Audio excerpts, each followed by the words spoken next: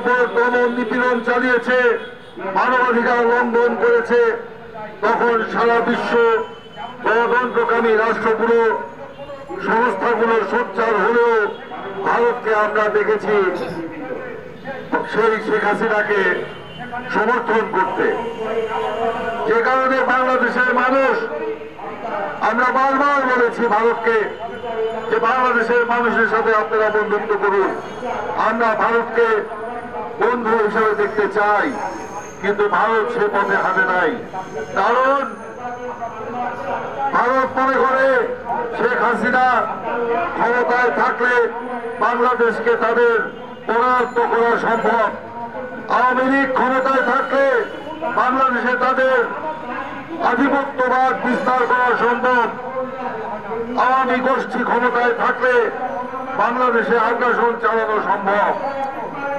আমরা তাই দেখেছি আওয়ামী লীগের আমলে ভারত বাংলাদেশের সার্বভৌমত্ব স্বাধীনতা বিপন্নকারী অনেক চুক্তি হাসিনাকে দিয়ে করিয়ে নিয়েছে, যা অন্য কোন সরকারের থাকলে সেটা করানো সম্ভব হতো না। আমরা তার বিরুদ্ধে সোচ্চার ছিলাম, কিন্তু হাসিনা সেখানে জনগণের রায়ে কোনো কথা বলে নাই, বরঞ্চ বলেছে ভারতকে যা দিয়েছি তা ভারত চিরদিন মনে রাখবে। সেইটা আমরা আজকে দেখতে পাচ্ছি যে শেখ হাসিনা 15 বছর বাংলাদেশের সার্বভৌমত্বকে বিকিয়ে দিয়ে স্বাধীনতাকে বিপন্ন করে ভারতকে যা দিয়েছে তার প্রতিদান ভারত আজকে দিচ্ছে। এই গণহত্যাকারী শেখ হাসিনা 5ই আগস্ট গণধাওয়া খেয়ে ভারতে পালিয়ে গেছে, বলেছিল কয়েক ঘন্টা ভারতে অবস্থান করবে, ভারতের সরকার থেকেও বলা হয়েছিল, কিন্তু শেখ হাসিনার সেই কয়েক ঘন্টা, কয়েক শত ঘন্টা পার হলেও সেই কয়েক ঘন্টা শেষ হচ্ছে না।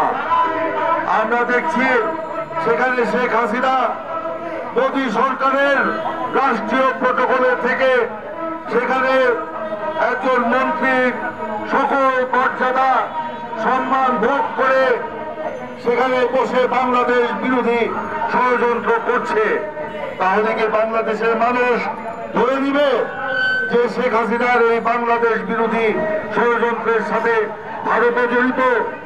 আজকে বাংলাদেশের মানুষ তা মনে করতে শুরু করেছে। আমরা ভারতকে বলতে চাই, শেখ হাসিনা আপনাদের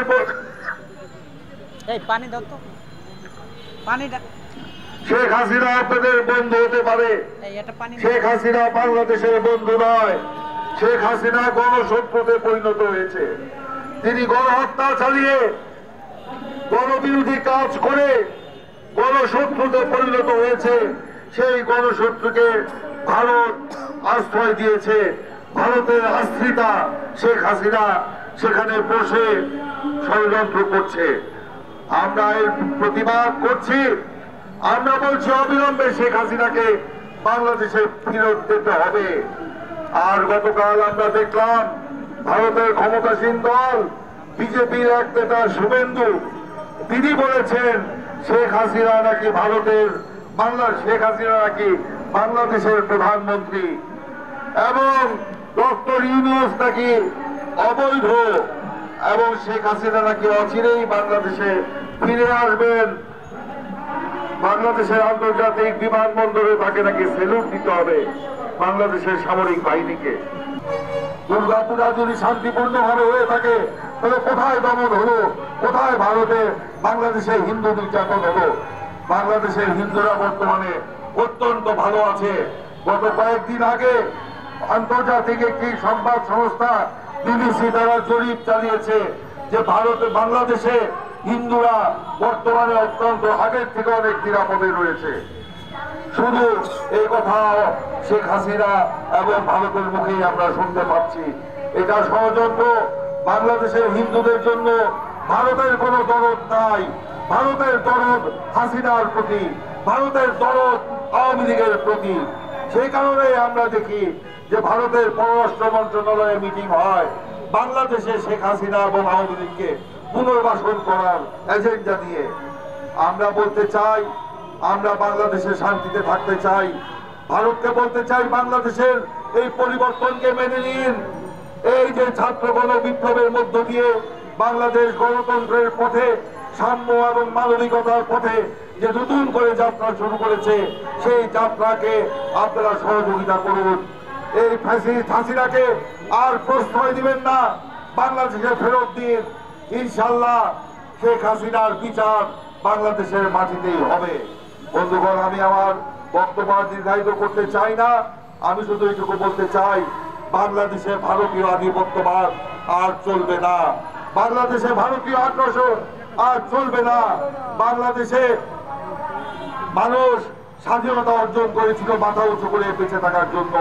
সেই রক্তের শপথ নিয়ে আমরা বলছি, আমরা আমাদের স্বাধীনতাকে বিপন্ন করতে দেব না। প্রয়োজন হলে আবার আমরা হাতিয়ার তুলে নিব আমাদের স্বাধীনতাকে রক্ষা করার জন্য, সার্বভৌমত্বকে রক্ষা করার জন্য। আমি সকলকে